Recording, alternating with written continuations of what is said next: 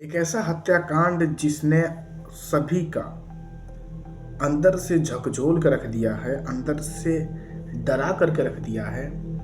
और ये डर भी एक डर नहीं है, ये आने वाला फ्यूचर को बताता है कि आने वाला जनरेशन कहाँ पे जा रहा है। और अगर हम देखें तो इसमें पेरेंट्स भी इन्वॉल्व है और इसमें कुछ बच्चों का भी गलत उपयोग हो रहा है। तो आप लोगों को हम बात बता देते हैं कि जो भी इस वीडियो को देख रहा है तो सबसे पहले तो इस वीडियो को पूरा देखना, तब तुम लोग को सारा चीज़ समझ में आएगा। और जिसने इस वीडियो को इसलिए दाब करके देखा है कि क्या चीज़ हुआ है, कौन सा कांड हुआ है, तो उस कांड को सबसे पहले आप लोग को बात बता दें कि उस कांड को देखने के लिए आप जा करके पूरे न्यूज में देख सकते हैं। हालांकि मैं जहाँ तक एक्सपेक्ट करता हूँ सारे लोग इस चीज़ को देख चुके होंगे।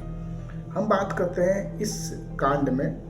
तो ये जो कांड हुआ है, ये एक बेटे ने अपने बाप को राइफल से मार दिया है। जी हाँ, एक ऐसा केस जिसमें होता क्या है, सारे लोग अच्छे से सुनिएगा। और जिस लोगों ने भी इस चीज़ को सुना है तो अगर वो कुछ जानते हैं तो अपने राय भी कमेंट में दे सकते हैं। इसमें होता क्या है कि एक बेटा और एक के बाप के बीच में 20 फरवरी को रात में अनबन चलता है। बाप बोलता है कि बेटा तू नीट का तैयारी कर, तू नीट निकाल, मैं तुझे डॉक्टर बनना देखना चाहता हूँ। बेटा का सपना होता है कि नहीं मैं तो बिजनेस करूंगा। ये अनबन बहुत पहले से ही चल रहा था, एक दिन में कुछ होता नहीं है, बहुत पहले से। 20 फरवरी को थोड़ा ओवरलोड हो गया था बाप और बेटे के बीच में। होता क्या है कि बाप क्या करता है कि राइफल दिखा देता है अपने बेटे के ऊपर।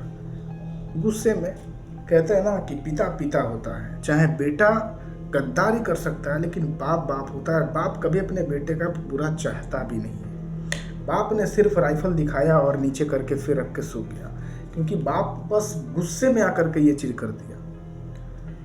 और लास्ट में आप लोगों में कुछ मिस्ट्री भी इस कहानी के बताऊंगा कि क्या चीज हुआ और क्या चीज अभी तक इस कहानी का मिस्ट्री बनकर आ गया, कोई नहीं जानता है। ठीक है, रात में जब बाप सो गया तो बेटा रात में मतलब भोर में 4 बजे उठता है और 4 बजे उठने के बाद बाप को उसी राइफल से मार देता है, फायर कर देता है।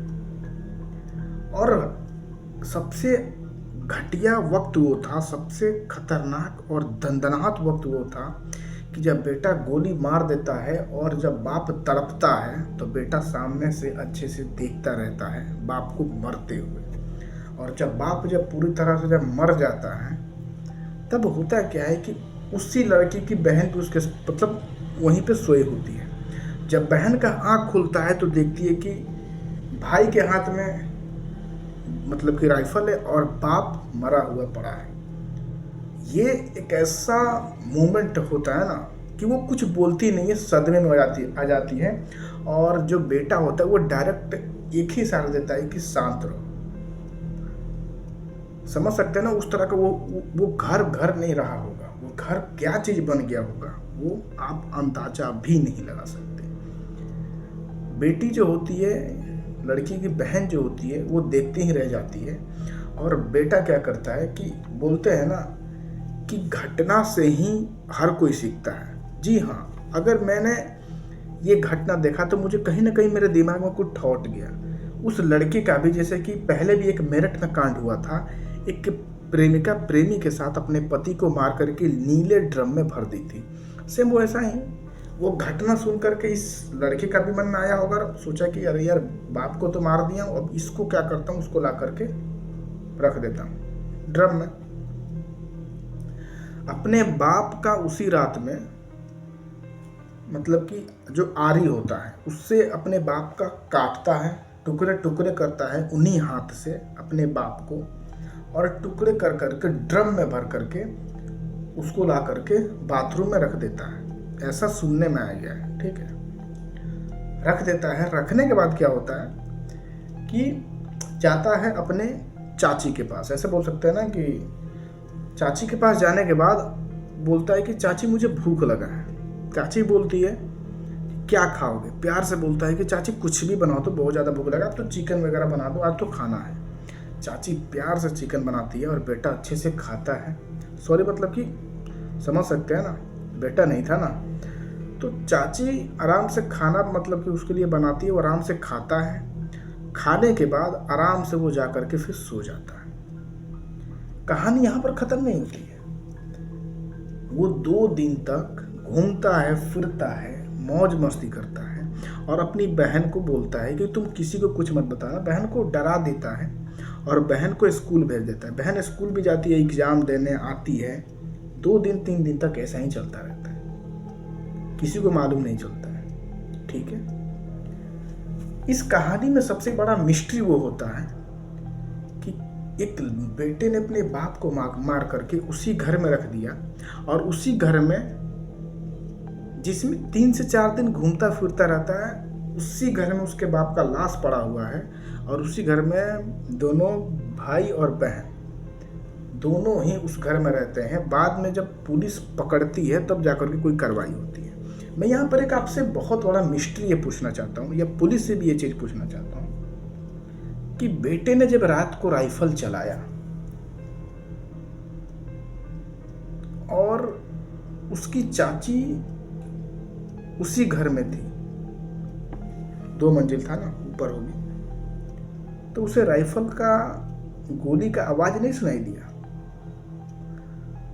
कोई आदमी अगर राइफल चलाता है तो क्या उस घर में गोली का आवाज नहीं सुनाई देगा?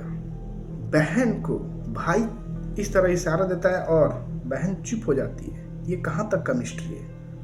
बहन चुप भी हो जाती है, बहन स्कूल भी जाती है, आती है, एग्जाम देने जाती है, उसका बाप मरा पड़ा हुआ है, वो किसी से कुछ नहीं बताती। इसमें भी छोड़े तो 2 से 3 दिन बाद, 1 दिन बाद तो कुत्ते का भी लाश बदबू देने लगता है। 2 दिन बाद क्या उस पिता का लाश, क्या उसकी चाची को बदबू नहीं दिया, स्मेल नहीं किया?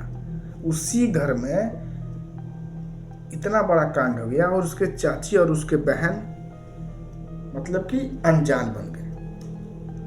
ये मिस्ट्री कहाँ तक सही है? तो आप लोग सोचिए कि क्या हम ऐसा बोल सकते हैं जो मैं सोच रहा हूँ कि आप भी सोच रहे हैं?